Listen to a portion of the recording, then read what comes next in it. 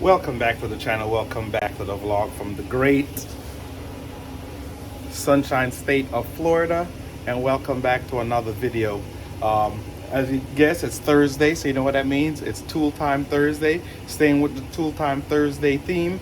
Unless I can't get it uploaded on Thursday, then it's Tool Time Thursday Friday.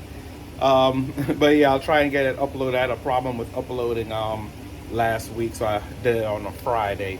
But again, guys, thank you for checking out the channel. Thank you for rocking with me on my Tool Time Thursday. Build updates coming soon. I have a whole bunch of stuff going on, but today's Tool Time Thursday is going to be about tire pressure sensor machine that I have that check the batteries, see if it's good, because sometimes you have the air in there or your tire sensor is off, like it's showing the wrong side. So this way I could fix it and also check the battery in it, and also if you need to, you can program it. So I'll show you my Matco tool. As you guys know, I'm a Matco and a Snap-on fanboy, so I'll get that to you. So again, as usual, if it's your first time or not even your first time checking out the channel, definitely tap that subscribe button down below, hit the bell icon, ding, like, share, and subscribe to the videos. So here is the tool that I have. It's the Matco Tools Max Tpms machine. There goes the serial number right there, and then this is it right here. So you could do everything with it. Checking the battery, program the sensors, make sure you have the right sensors on the right corner, as I said. So it could go, just power up the machine, wait for it to load up. There it is. Zoom in a little bit.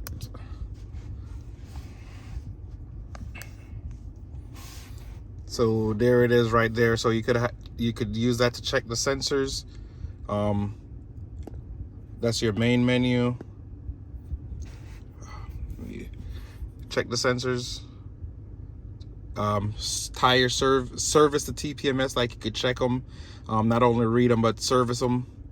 This one right here, this button, is to program them.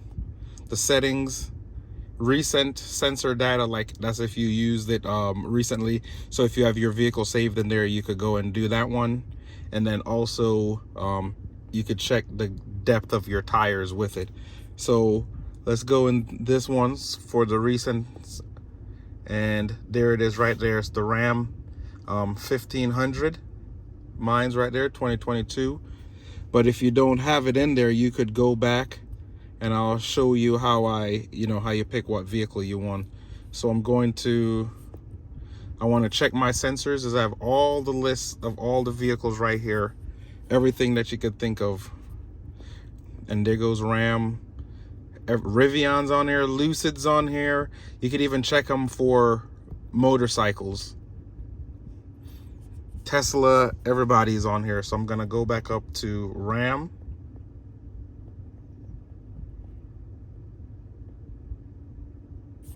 You select it, you go through and you select, use the arrow up and down. I'm gonna go back up to 1500, and then you pick the year you have, and then it'll tell you 5 lug or 6 lug. So the Ram is 6 lug, so I'm gonna select the 6 lug. I have 4 wheels that I'm checking, not 5. And then it tells you which one you could start with, or you could move it over to whichever one you want to start with. So let's go outside and scan these and then see what comes up. So here it is in sunny Florida.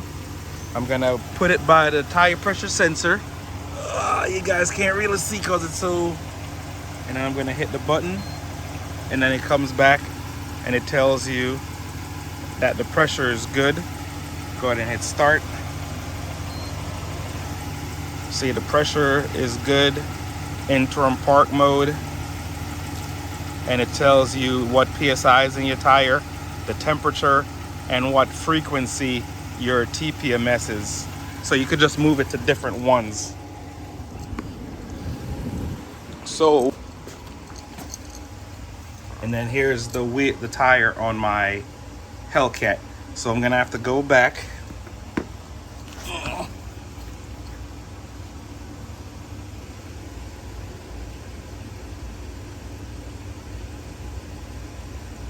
Go all the way up to Chrysler.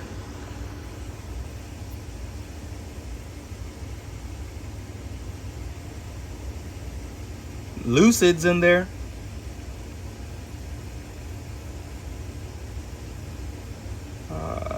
Dodge. There's Dodge. I have a Challenger. Ooh. Nope.